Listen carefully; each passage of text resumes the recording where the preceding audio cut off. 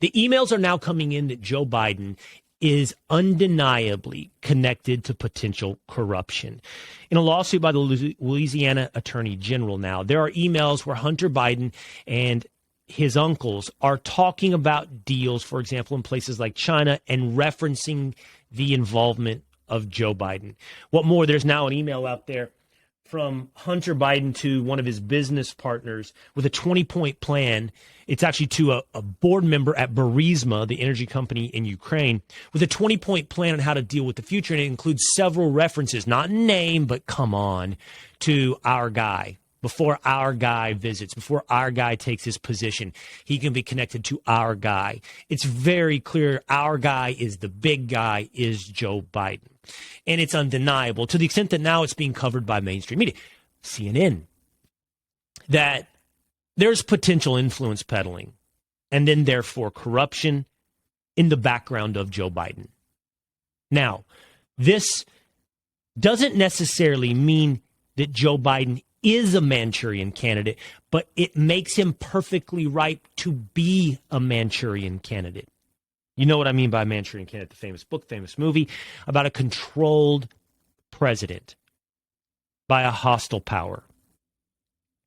This is how it works, because you know how it works in your own life. Very few people stand at the precipice and decide, I'm crossing over into the darkness. Most people evolve. Most people die by 1,000 cuts. Most people become immoral by small little gray sacrifices in life, not a clear black and white line they cross. I want to talk to you about Joe Biden and his history. The gray lines have been crossed for decades and throughout his career. Let's talk about, first of all, his relationship with the truth. In 1986, in a book called Joe Biden, 50 Years of Lies and Gaffes, it became clear that Joe Biden, although he has said several times that he graduated top of his class, earned a JD from Syracuse College of Law, and he ranked 76th out of 85 individuals. 76th out of 85 individuals. Not exactly top of his class. He failed a course after plagiarizing a law review article. Well, that proved prescient. Because in 1987, during Joe Biden's first presidential campaign, he was accused of plagiarizing a speech by a British Labour Party leader named Neil Kinnock. Earlier that year, he'd used passages from a speech also by Robert F. Kennedy and a phrase by President John F. Kennedy's inaugural address. In 1985, he used a 1976 passage by Hubert Humphrey. He made several false claims during the campaign about his early life, including that he'd earned 3 degrees in college, that he attended law school on full scholarship, and he graduated, as I said, in the top half of his class. All of that false. He also said that he marched in the civil rights movement. After all these accusations of plagiarizing, multiple speeches, Hubert Humphrey, John F. Kennedy, Robert F. Kennedy, British Labour Party leader Neil Kinnock, Joe Biden withdrew from the race on September 23rd of 1987. There's a lot of people, there's a lot of politicians that have a fraught relationship with the truth. If you're listening and thinking, oh yeah, what about Donald Trump? Oh yeah, what about Ted Cruz? Whatever. It actually serves my point. But for now, we're talking about Joe Biden. So if you think, oh yeah, play tit for tat, hang in there. Joe Biden tweeted out this past week the following. Today should have been the 50th anniversary of Roe v. Wade. Instead, MAGA Republican officials are waging a war on women's rights to make their own health care decisions. In response to that, Isaac Shore, an account on Twitter, posted a picture of a New York Times article entitled The Long Run. The headline, that's the name of the column, The Long Run. The headline of the column says, when Joe Biden voted to let states overturn Roe v. Wade. Joe Biden, who today says we should be celebrating the 50th anniversary of Roe v. Wade, at one time said the following about his position on abortion. Quote, when it comes to issues like abortion, I'm about as liberal as your grandmother.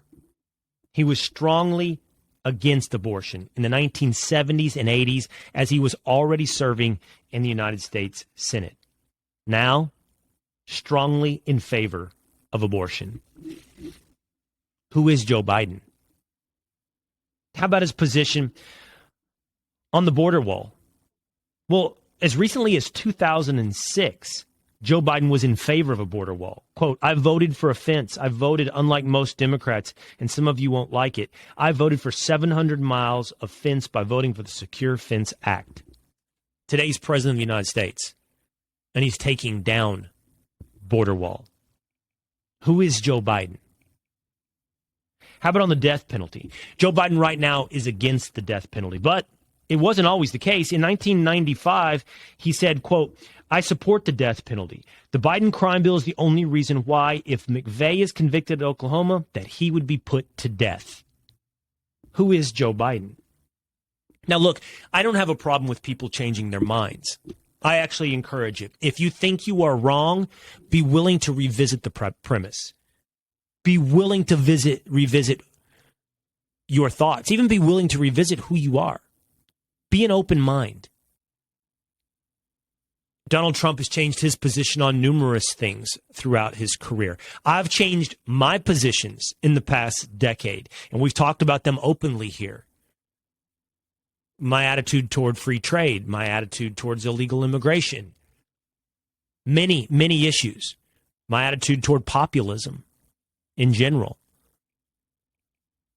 I've changed my position and my bearing on many, many things, but I'd like to think it's because I've thought through the issues. And I have evolved. Joe Biden's evolutions are total, in opposite of who he has been, inconvenient, in service of only one thing: power. How about on reparations, the racial warrior Joe Biden? Well, in 1975, he said, I'll be damned if I feel responsible to pay for what happened 300 years ago. Today, he's researching his position, but it seems to be trending in favor of reparations, because now Joe Biden, despite being in support of the very strenuous 1990s crime bill and making quotes, statements you can see out there about almost blatantly racist about African Americans and crime, Joe Biden is a social justice warrior. How about on gay rights? This one's going to be way too easy, right? I mean, hell, we could do this with Barack Obama in 2010. Joe Biden in the 1990s, strongly against gay marriage, voted for the Defense of Marriage Act. Today, not only strongly in favor of gay marriage, but gay rights, and what seems increasingly clear, in favor of the idea there's no such thing as women and men. Joe Biden is whoever you want him to be, Joe Biden. He is someone in search of power. He is someone who will conveniently adopt whatever is necessary, not because of an evolution of the times, not because he's reconsidered a position, but because he will do whatever it takes to remain in power. Oh, well, Will, that doesn't make him different than any other politician. Exactly. But in particular, the extreme extent to which he's been a hollow shell, whose relationship to the truth has been more than merely one of convenience, makes him such an appropriate Manchurian candidate. I told you, I believe that most people find their way to immorality through the small steps over gray thin lines, not great leaps over black and white issues. Most of your compromises in life are death by 1,000 cuts. Anyone and everyone knows it. If you want to avoid cheating on your wife, don't. Your success rate is going to be low if you wait till you're both in the same bedroom, you and this mistress, and both naked standing over the bed. Then is not the time that you get to push pause and walk out. You crossed several small lines of infidelity to get to that moment. The flirt in the bar, the exchange of the numbers, the walking out together, the getting in the cab. Every single small moment was a chance to do the right thing. But in every one of those things, the wrong thing didn't feel big. It felt small. Death by a thousand cuts, all small grade lines, until all of a sudden you're there, and there's the big black and white line as you're standing over the bed. But it's too late at that point. You're compromised. It's that same way in everything. Financial crime. It's that way in what I do, what anyone does. How about this? We all work by incentive, okay? Luckily for you, I don't really even know who my advertisers are here on the Will Cain podcast, but I can promise you in this business, this is something. If you have a major advertiser who supports your product, supports your therefore livelihood, it's not probable you're going to take to the airwaves and destroy that advertiser, okay? It's not, doesn't work in your incentive. So, who funds Joe Biden? Who is the hand that feeds him that he would not want to bite? Who is the mistress standing over the bed that 40 years of small compromises, 1,000 cuts led him to this moment? It is our foreign adversaries. It's Ukraine. And it's China. How is it that the Penn Biden Center, Joe Biden's think tank at the University of Pennsylvania, is funded? We don't know the full numbers, but we are pretty sure that the extent is by $300 million coming from China. You don't think that is incentive? You don't think that makes him ripe? You don't think his son sitting on a board of Burisma, a corrupt energy country in Ukraine, is the 999th cut? You don't think this man is ripe for corruption? You don't think he's standing over the bed with his mistress? You don't think he's the perfect Manchurian candidate? Then you haven't asked yourself the question, who is Joe Biden?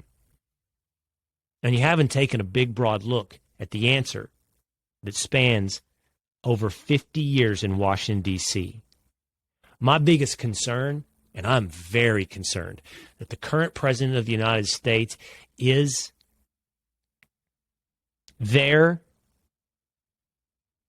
made vulnerable by 30 years of influence peddling in Washington, D.C. I'm very concerned that the current president of the United States is capable of being blackmailed. I'm very concerned that the current president of the United States could potentially be corrupted in serving the American interest. But you want to know what I'm more concerned about? All the things that might have crossed through your mind while we were talking over the past 10 minutes. That makes him a typical politician. Oh, it's like everybody else in Washington, D.C. Exactly. This is the state, not just of Joe Biden, the Biden administration, but of American politics. One last email, one last text. There was a text that came out from Hunter Biden's daughter with her college professor. Her college professor is telling her, and it's out there, you can see it in print, saying stuff like, hey, they want you to come over to China. They want you to, it's going to be no heavy lifting, no big speeches. It's more conversational nature. They're going to fly you business class. They're going to pay for your meals, of course. You're going to do some entertaining. I don't have to tell you, says the professor, that you're being made this offer because of your last name. But that's okay, he says. Better you, his words, than that dolt Tiffany Trump. Trump, Biden, McCain, Bush, Clinton, Obama, Kennedy. I don't care the name or the party. My biggest concern is the current president of the United States being ripe to be a Manchurian candidate is typical of Washington, D.C. Hey, it's Will Cain. Click here to subscribe to the Fox News channel on YouTube. It's the best way to get our latest interviews and highlights. And click to subscribe to the Will Cain podcast for full episodes right now.